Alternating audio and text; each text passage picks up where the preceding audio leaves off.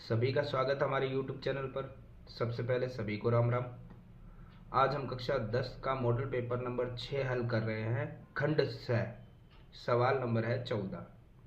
यहाँ हमें दिया गया है किसी समांतर श्रेणी का तीसरा पद और सातवां पद हमें दिया गया और 15वें पद के बारे में पूछा गया है। तो सबसे पहले हम हल करते हैं, इसे हम यहाँ हल कर लेते हैं। जैसे हमें दिया गया तीसरा पद, तो तीसरे पद के लिए हम क्या करेंगे, हम सिंपल सा करेंगे a प्लस n माइनस 1 गुणा में d बराबर a3। तीसरे पद की समीकरण, वैसे तो मैंने सिंपल आपको बताया था कि आप a लिखिए प्लस लिखिए और जितना पद है उससे कम करके d से गुणा कर दीजिए। अदरवाइज आप सिंपल ये करेंगे, जैसे n3 है तो 3 माइनस 1 करेंगे तो 2 ही आएगा, d रहेगा और बराबर में a3 का मान आ जाएगा जो हमारे पास कितना है 18। ये समीकरण नंबर 1। ऐसे हम सातवें पद की समीकरण बनाएंगे, यानी सातवां पद है तो हम क्या करेंगे, सबसे पहले a प्लस सातवां पद है तो उससे 1 कम करेंगे 6 d से गुणा और ये सातवें पद की समीकरण है तो उसका मान रख देंगे बराबर में 30। ये हो गई समीकरण नंबर 2। अब हम समीकरण 1 में से 2 को घटाएंगे। घटाने का मतलब ये है कि ये निशान है वो सारे निशानों को बदलेगा, माइनस और प्लस माइनस, माइनस और प्लस माइनस। उससे क्या होगा, प्लस का a माइनस का एक दूसरे से क्रॉस हो जाएंगे। यहाँ माइनस का 6d, यहाँ प्लस का 2d है तो प्लस माइनस माइनस, 6 में से 2 गया तो बचेगा 4d और बड़ी संख्या है माइनस की। ऐसे ही यहाँ पे माइनस और प्लस माइनस, 30 में से 18 जाएंगे बचेंगे 12 और बड़ी संख्या है माइनस की। माइनस माइनस हो गए क्रॉस। तो हम यहाँ देखते हैं ध्यान से, d बराबर 12 था और d के साथ जो संख्या 4 गुणा कर रही थी वो बराबर में इस तरफ आएगी भाग में, तो d बराबर कितना आ गया 3। d का मान अगर निकल चुका है तो इसको हम समीकरण 1 या 2 में किसी में भी रख सकते हैं।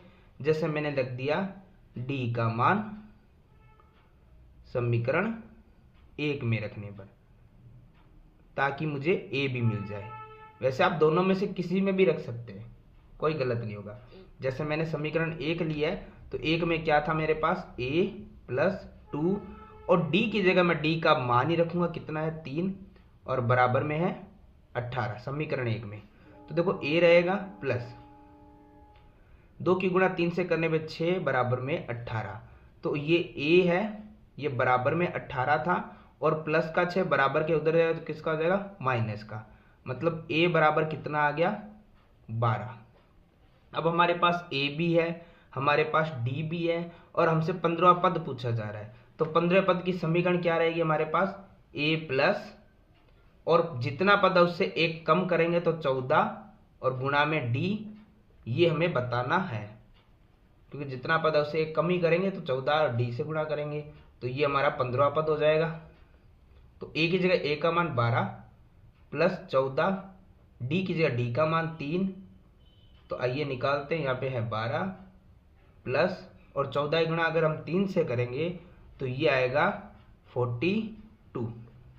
अब सिंपल 12 को 42 में जब प्लस करेंगे तो हमारा आंसर आएगा 54 और ये आया है 15वां पद, तो हम लिख देंगे 15 पद जो आया है उसका मान आया है 54। तो ये हमारा सवाल नंबर जो 14 है वो कंप्लीट हुआ है। लेकिन अब इसके अथवा में जो दूसरा सवाल दिया गया है उसे भी हम समझ लेते। ये भी प्रश्नावली 5 से सवाल दिया गया हमें, लेकिन इसमें हमें एक चीज ध्यान देनी है कि ये कह रहा है दर्शाइए, यानी बताना ये है कि जो आपको यहाँ पर ये दिया गया है ये है a, ये है a2, ये है a3 और ये पूछा है कि क्या ये एक समांतर श्रेणी है या नहीं है।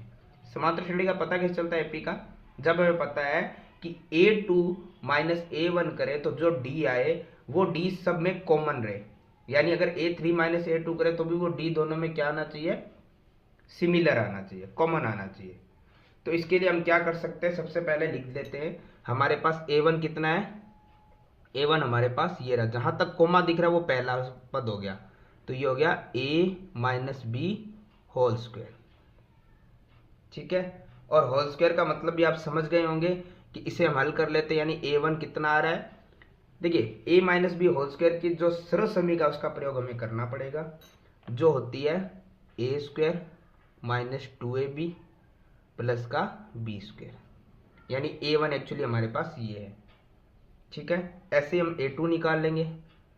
A2 हमें क्या दिया गया, यहाँ से लेके अगले कॉमे तक A2 है, ये हमें दिया गया A square plus b square, और इसके लिए हमें कोई सरल समीकरण यूज करने की आवश्यकता नहीं है, होगी भी नहीं, तो यही A2 है। अब A3 निकाल लेते हैं, तो A3 में फिर सरल समीकरण दे दी है A plus b whole square, तो A3 की हम सरल समीकरण यूज कर लेते हैं। A plus b whole square की सरल समीकरण आती है A square plus 2AB plus b square, यानी ये A1 है, ये A2 है, ये A3 है। अब हमें देखना है कि इनका D कॉमन आ रहा है तो ये समांतर श्रेणी है, अन्यथा नहीं है। तो सबसे पहले हम क्या करते हैं, D निकालने के लिए A2 माइनस A1 करते हैं। तो A2 हमारे पास ये रहा, A square plus b square, यही है, माइनस जो हम D निकालने के लिए करते हैं A1 हमारे पास जो सरल समीकरण किया उसी को लिखना है, वो हमारे पास आ रही है A स्क्वायर माइनस, एक चीज ध्यान रखना, इसको ब्रैकेट लगा लेते हैं क्योंकि इसमें कई पद है और बाहर माइनस है इसीलिए, ठीक है, वरना गलत हो सकता है, माइनस का 2AB और प्लस का बी स्क्वायर। हमेशा ध्यान रखिएगा जब बाहर माइनस हो ना और अंदर एक से अधिक पद है तो आप ब्रैकेट ही लगाएंगे, ताकि जब ब्रैकेट को आप हल करें तो निशान का जो परिवर्तन होना है वो हो जाए। कैसे, समझ लेते हैं। देखो ब्रैकेट के जो आगे माइनस के जो आगे था उसमें तो कोई बदलाव होना नहीं है, लेकिन अब ब्रैकेट को खोलेंगे तो हम देखो A स्क्वायर आ गया, ये माइनस और माइनस क्या होगा प्लस, माइनस और प्लस क्या होगा माइनस, इसलिए ब्रैकेट लगाते हैं क्योंकि सारे निशान बदलते हैं।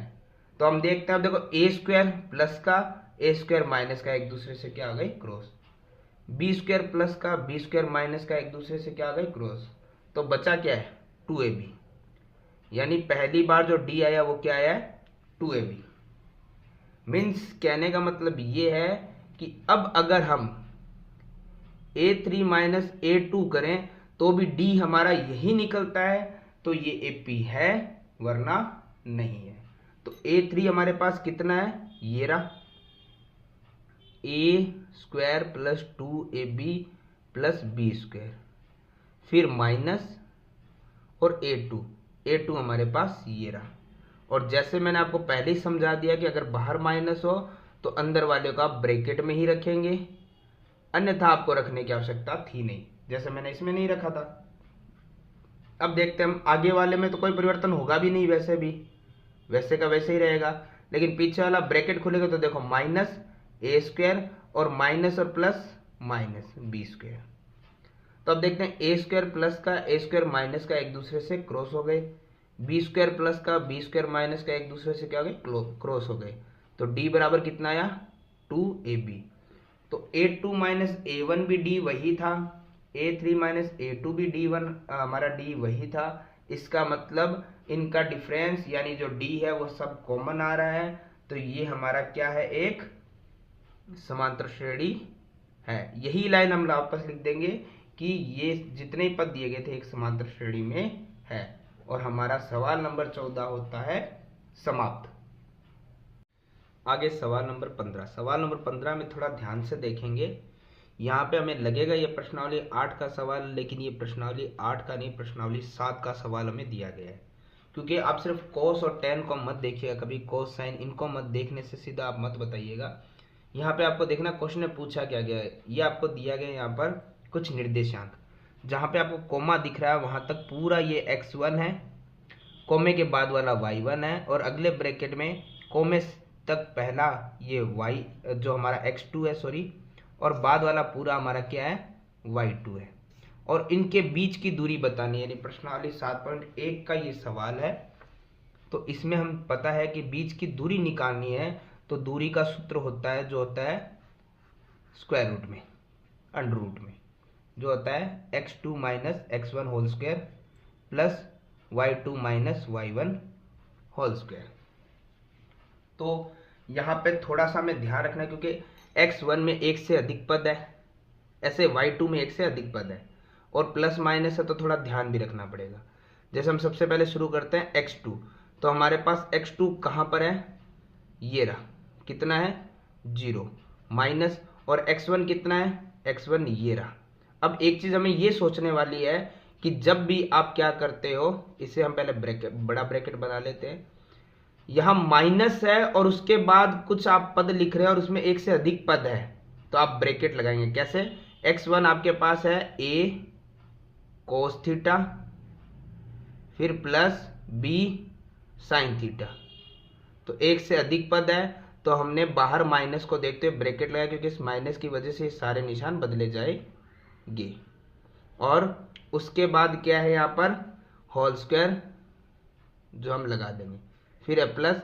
अब ऐसे में y2 का मान रखना है, तो y2 हमारे पास ये रहा, तो एक से अधिक पद है, ब्रैकेट लगाएंगे a sin theta minus b cos theta.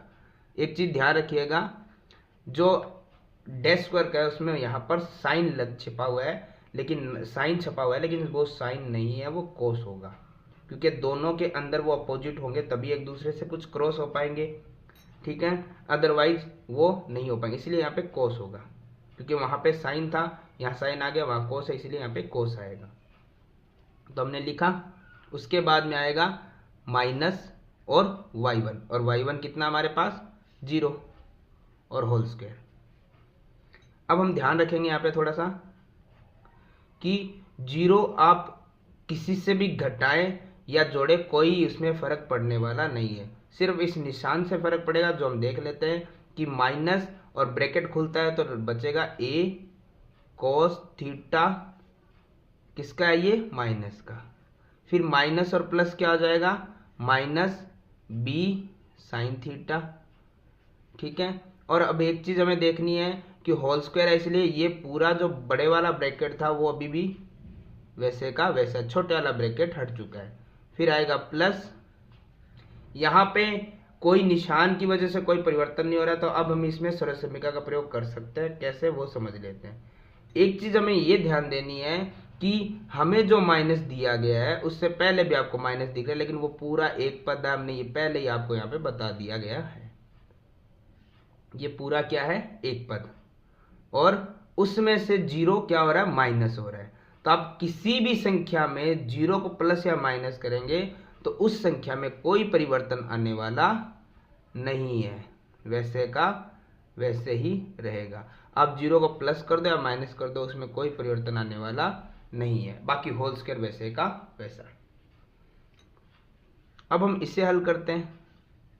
यहाँ पे एक चीज आप ध्यान से देखेंगे कि ब्रैकेट है, ऊपर होल स्क्वायर है और दोनों माइनस किया, तो हम पूरे को a मान लेते हैं तो आगे माइनस है, इस पूरे को b मान लेते हैं माइनस है, तो हमारे पास जितने हमने सरल समीकरण पढ़ी है उसमें दोनों तरफ माइनस तो नहीं हो सकता, और अगर दोनों तरफ माइनस है तो आप याद रखिएगा माइनस माइनस क्या हो जाता है, प्लस। ये हमेशा याद रखिएगा, जब भी आपको दोनों ही जो a और b दोनों के आगे माइनस लगे तो माइनस माइनस प्लस हो जाते हैं, और a प्लस बी की आपको सरल समीकरण यूज करनी है, जो होती है a square plus 2ab plus b square.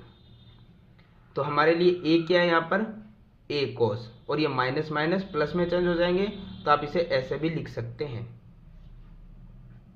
तो a हमारे पास है a cos थीटा, तो इसका हमें क्या करना है, वर्ग, तो वर्ग दोनों होंगे, a स्क्वायर हो जाएगा और cos भी स्क्वायर थीटा हो जाएगा। फिर है प्लस 2ab, यानी 2 के साथ a जितना भी पद है और उसी के साथ b जितना भी पद है गुणा में रहेगा, और फिर आएगा प्लस का b स्क्वायर, b का पद जितना है वो पूरा वर्ग होगा, मतलब b भी वर्ग होगा, और साइन स्क्वायर थीटा भी क्या होगा, वर्ग। फिर है प्लस, फिर हमें आगे वाले पद में देखना है, तो आगे वाले को हम a माने और दूसरे वाले को b माने, तो हमारी सरल समीकरण कौन सी लग रही है, a minus b whole square, a minus b whole square, और इसकी सरल समीकरण होती है हमारे पास a square minus 2ab plus b square. सिर्फ प्लस और माइनस का फर्क होता है और कुछ भी नहीं, तो यहाँ पर जगह नहीं है, तो हम इसी को आगे कंटिन्यू करते हैं, नीचे लिख देते हैं, ठीक है। यही जो अंडर रूट चल रहा है इसी में ये कंटिन्यू आगे चल रहा है, ठीक है। तो यहाँ पे हम देखते हैं कि a हमारे पास है ए साइन स्क्वायर, ये ए साइन थीटा है, तो इसको पूरे का वर्ग करेंगे तो होगा ए का भी स्क्वायर और साइन स्क्वायर थीटा भी स्क्वायर में। फिर आता है माइनस 2ab, 2a हमारे पास है ए साइन थीटा और b हमारे पास है b कोस थीटा। फिर आता है प्लस b का वर्ग, और प्लस b का वर्ग हमारे पास आएगा b का भी स्क्वायर होएगा और कोस स्क्वायर थीटा भी। इस तरीके से इन दोनों में हमने जो सरलसमीकरण यूज करनी थी वो कर लिया है। अब हम इसे इसी अंडर रूट के अंदर जो एक दूसरे के समान है उसे हम अलग कर लेते हैं, ठीक है, और जो कट सकता है उसे हम काट देते हैं। कैसे? जैसे हमारे पास यहाँ पर है ए स्क्वायर कोस स्क्वायर थीटा, हमारे पास कोई और भी है ए कोस स्क्वायर थीटा, ए साइन स्क्वायर थीटा है, तो हम पहले ए स्क्वायर के साथ साथ है उन्हें अलग कर लेते हैं, ठीक है। जैसे मेरे पास हो गया ए स्क्वायर कोस स्क्वायर थीटा, और इसी अंडर रूट में चल रहा है तो ये कोई बराबर से हम आगे पीछे नहीं कर रहे, इसी में है तो हमने सिर्फ इससे सेम है तो इसको पास में ले, यानी ये है प्लस का ए स्क्वायर साइन स्क्वायर थीटा। ये प्लस का कैसे हुआ? क्योंकि प्लस ही था, यहाँ आगे जगह नहीं थी, हमने यहाँ लिख लिया था, तो प्लस का है तो हमने इसको साथ में लिख दिया। इसके अलावा b वाला देख लेते हैं हम पद, प्लस का ये है b square sine square theta, और b के अंदर हमारा पद ये रहा, प्लस का है b square cos square theta. तो ध्यान से देखो, ये पद हो चुका है, ये पद हो चुका है, ये हो चुका है और ये हो चुका है। अब बचे हमारे पास एक ये और एक ये, पूरे पद है। तो इसको हम देखते हैं, यहां पर है प्लस का, नीचे हम लिख लेते हैं इसी की तरफ से है कंटिन्यू है, ठीक है, 2a cos theta b sine theta, और इसी के साथ में ये है माइनस का 2a sine theta b cos theta. अब हम देखते हैं जो हमने ऊपर वाला हल किया है, ये ऊपर वाला नहीं एक्चुअली ये तो है तो सारा साथ में ही, लेकिन हम इसे देख लेते हैं। जो हमने ए वाले हल किए थे वहां तक देखते हैं कि इन दोनों में एक कॉमन आ रहा है, तो हम ए को बाहर ले लेते हैं, ए स्क्वायर को, सॉरी दोनों में ए स्क्वायर कॉमन आ रहा है, तो ध्यान से देखते हैं क्या बचा, यहाँ बचा कोस स्क्वायर थीटा, प्लस ए स्क्वायर तो कॉमन आ गया तो बचा क्या है साइन स्क्वायर थीटा। इसी प्रकार b में हम देखते हैं, दोनों में b हमारे पास कॉमन आ रहा है स्क्वायर में, तो हम ले लेते हैं प्लस में बी स्क्वायर कॉमन, तो मेरे पास यहाँ पे बचा है साइन स्क्वायर थीटा, और प्लस में बी स्क्वायर फिर कॉमन आ गया तो बचा है कोस स्क्वायर थीटा। तो यहाँ तक वाला तो हमने हल कर लिया है। अब प्लस में आगे देखते हैं, तो यहाँ पे देखो 2 है, a है cos theta b sine theta, ये गुणा में है तो गुणा कर देते हैं। कैसे? 2 है, a और b की गुणा करने पे क्या होगा ab, और आगे हमारे पास कोस थीटा और साइन थीटा है, इसको हम ऐसे भी लिख सकते हैं साइन थीटा और कोस थीटा, क्योंकि दोनों गुणा में हो रहे हैं, साइन थीटा और कोस थीटा। इसी में आगे हम नीचे लिख लेते हैं, इसी में आगे माइनस, इसमें भी गुणा आ रही है, 2 की गुणा a और b से करेंगे 2a और b हो जाएंगे, और साइन थीटा कोस थीटा को हम गुणा कर नहीं सकते बट लिख सकते हैं। अब आप ध्यान से देखो, जो ऊपर वाला हमने हल किया था उसमें ए स्क्वायर है और ब्रैकेट में cos square plus sign square theta, ये हमने प्रश्नावली 8 में सरलसमीकरण पढ़ी थी कि कोस स्क्वायर थीटा या साइन स्क्वायर थीटा दोनों को जब प्लस करते हैं तो क्या मान आता है उनका 1, प्लस में बी स्क्वायर और sign square theta plus cos square theta, इनको आगे पीछे भले ही कर लो, इन दोनों का मान क्या होता है sign square theta plus cos square theta का 1 ही होता है। और आगे देखते हैं, देखो प्लस का 2ab sine theta cos theta और माइनस का 2ab sine theta cos theta, ये दोनों समान और प्लस माइनस क्या हो जाएगा एक दूसरे से क्रॉस, तो खत्म हो जाएंगे।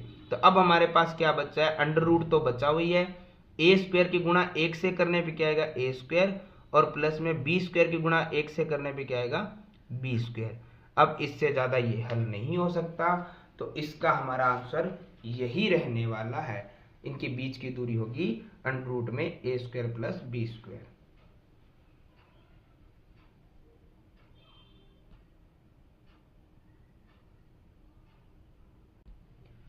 इसी के अथवा में जो अगला सवाल दिया गया उसमें पूछा गया क्या ये बिंदु जो निर्देशांक दिए गए ए बी और सी इससे एक त्रिभुज बन रहा है।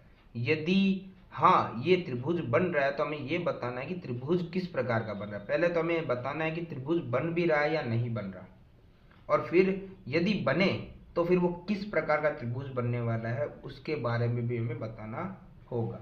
तो सबसे पहले हम ये सिद्ध करते हैं कि क्या त्रिभुज बन रहा है, और ये हम कैसे निकाल सकते हैं। ये हमने प्रश्नावली 7 में समझा है कि यदि हम एक ऐसा त्रिभुज बना लेते हैं जिसके हमारे पास यहाँ पे बिंदु दिए गए हैं ए बी और सी। अब किसी बिंदु को कहीं भी रख सकते हैं। एक बार हमारे लिए त्रिभुज ऐसे ही है, बाद में ये डिसाइड होगा कि ये कैसा त्रिभुज है।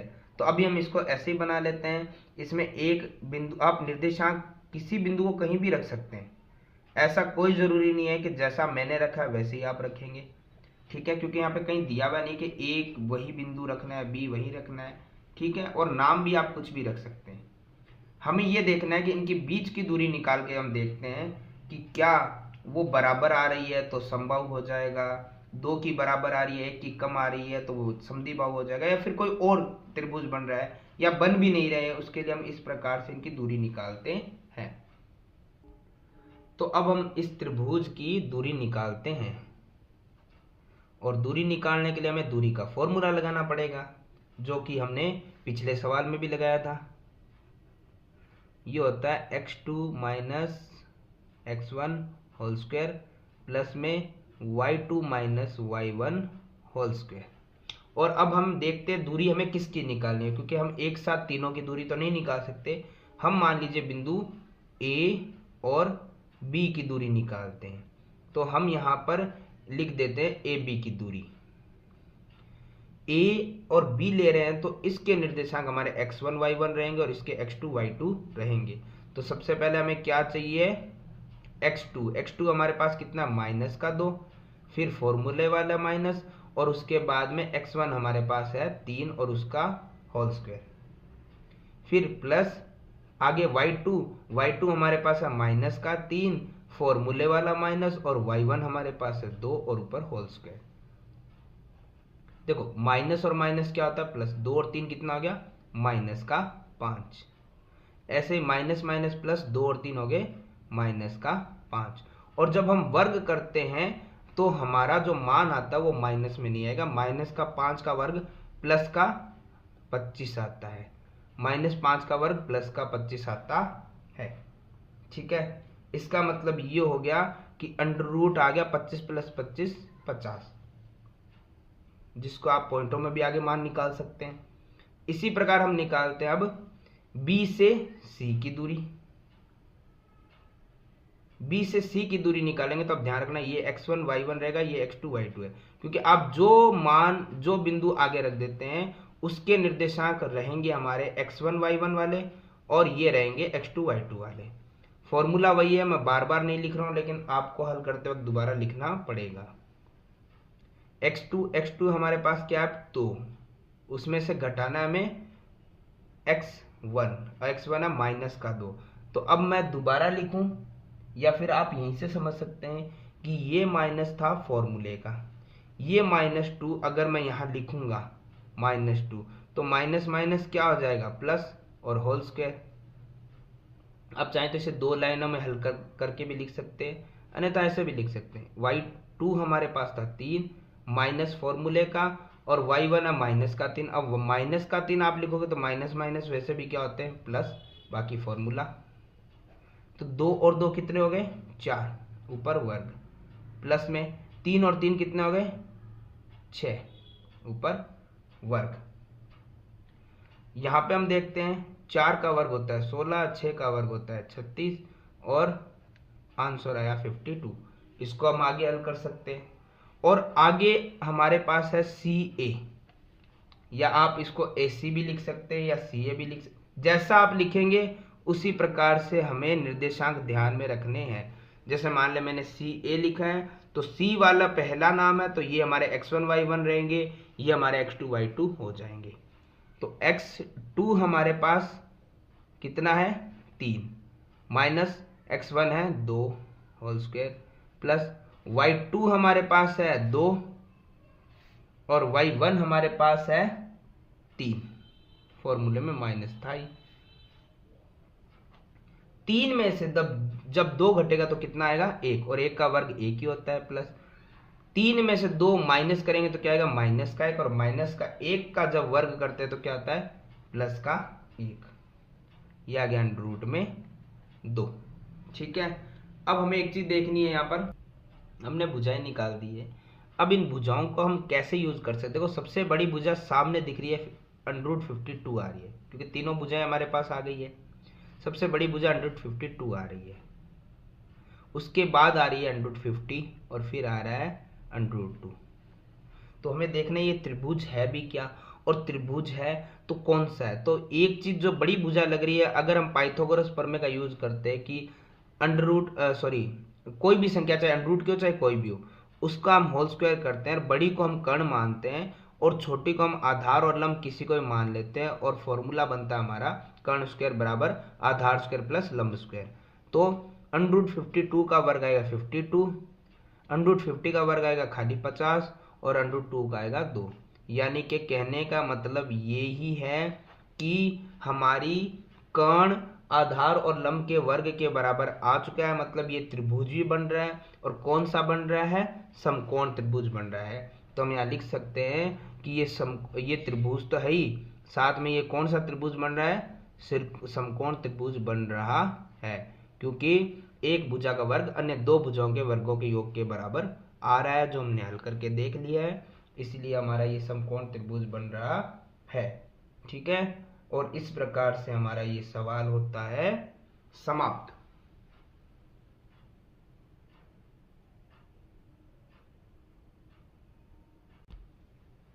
आगे सवाल नंबर 16।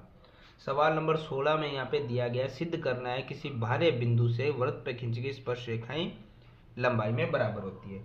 देखिए जैसे क्या है, यहाँ पर एक वृत्त बना हुआ है और उस वृत्त पे कोई भी बाह्य बिंदु से अगर आप स्पर्श रेखाएं डाल रहे हैं तो हमें ये ध्यान रखना है कि जैसे मैंने ए से लिखा यहाँ पर बी और सी भुजाएं हैं ओ केंद्र वाले वृत्त पे, तो आपको पता है कि ये प्रमेय से हम बराबर कर सकते हैं, लेकिन हमें प्रमेय का प्रयोग ना करते हुए सीधा बताना है कि ये बराबर कैसे होती है। तो हम नॉर्मली क्या करते हैं, इस प्रकार से भुजाएं डालते हैं और जो केंद्र है उसको बाह्य बिंदु से मिला देते हैं। बिना प्रमेय का प्रयोग करते हम कैसे सिद्ध कर सकते हैं कि ये ए बी और ए सी बराबर है।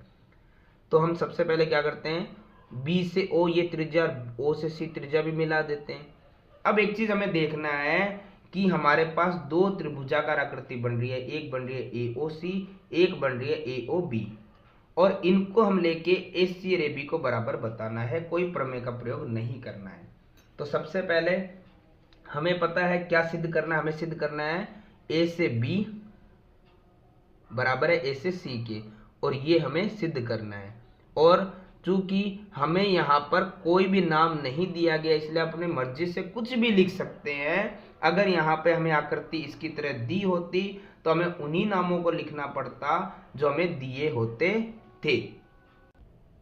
इसके लिए हम क्या करेंगे, सबसे पहले यहाँ पर रचना से हमने जो आकृति बनाई है उसमें जो जो हमें पता कि ये तो स्पर्श रेखा है तो ये तो मिलेगी हमें, लेकिन हमने रचना से क्या किया, हमने केंद्र O को B से, केंद्र O को C से और इसको केंद्र O को A से मिला है। तो हम लिख सकते हैं कि O को B से, O को C से और O को A से मिलाया, क्योंकि आप जितने ये पॉइंट लिखेंगे उसके नंबर भी आपको मिलने वाले हैं, तो इन पर आप पॉइंट को मिस नहीं कर सकते हैं। फिर आता है उपपत्ति, इसमें हमें क्या लिखना है। देखो सबसे पहले क्या है, इसमें हम वो वाली प्रमेय का प्रयोग नहीं करके बता सकते कि ये स्पर्श रेखाएं बराबर होती है 10.2 बाह्य बिंदु से खींची गई कोई भी स्पर्श रेखाएं वृत्त पे बराबर होती है, लेकिन हम प्रमेय 10.1 का प्रयोग तो कर सकते हैं, और वो किस लिए करेंगे वो समझ लेते हैं। हमें एक चीज पता है 10.1 में कि केंद्र से जो त्रिज्या होती है वो स्पर्श रेखा पे हमेशा क्या करती है, 90 का एंगल बनाती है।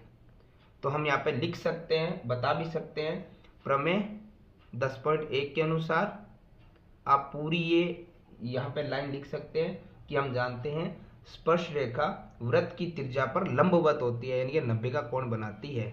ठीक है, अतः हम क्या कर सकते हैं, यहाँ पर जो हमारा ये ओ बी ए आपको दिख रहा है एंगल, यहां लिख लेते हैं हम ओ बी ए बराबर होगा ओ सी ए के, और ये दोनों बराबर होंगे 90 डिग्री समकोण की, जो हमारे बाद में काम आ जाएगा।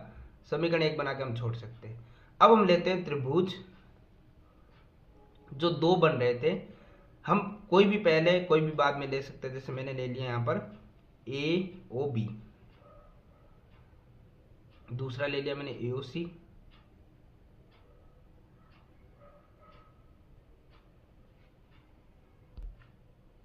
इसमें हमें सबसे पहले तो हमने जो समीकरण 1 में सिद्ध किया है वही लिख लेंगे, कोण ओ बी ए बराबर है कोण ओ सी ए के, क्योंकि जो त्रिभुज आपको ए ओ बी नजर आ रहा है उसमें कोण हो गया ओ बी ए ये वाला, और इस वाले त्रिभुज में कोण हो गया ओ सी ए ये वाला। दोनों के 90-90 कोण है और दोनों क्या होंगे, बराबर। ये समीकरण 1 से हमने ले लिया था। ठीक है, दूसरा हम देखते हैं त्रिभुज ए ओ बी और ए ओ सी दोनों में देखो ए ओ भुजा आ रही है उभयनिष्ठ, जो दोनों में है, इस वाले त्रिभुज में भी है इसमें भी है। जो आपको सेम दिखे उभयनिष्ठ वो आप ले सकते हैं, दोनों आकृतियों में बराबर उभयनिष्ठ है। और उसके बाद में हम देखते हैं कि आपको पता है एक वृत्त में खींची गई त्रिज्याएं हमेशा बराबर होती है, और ओबी और ओसी दोनों त्रिज्याएं हैं, ओबी और ओसी दोनों त्रिज्याएं हैं, और एक ही वृत्त है तो त्रिज्याएं तो हमेशा क्या होगी, बराबर। तो यहाँ पे हम देख रहे हैं कि हमारी जो आकृति है वो हो रही है बराबर। किस वजह से, समकोण, और यहाँ पर जो समकोण के सामने वाली भुजा कर्ण, और उसके बाद में समकोण कर्ण भुजा के आधार पे हमारा त्रिभुज क्या हो रहा है, सर्वांगसम, यानी त्रिभुज एओबी सर्वांगसम है त्रिभुज एओसी के। कारण भी आप लिख सकते हैं समकोण कर्ण।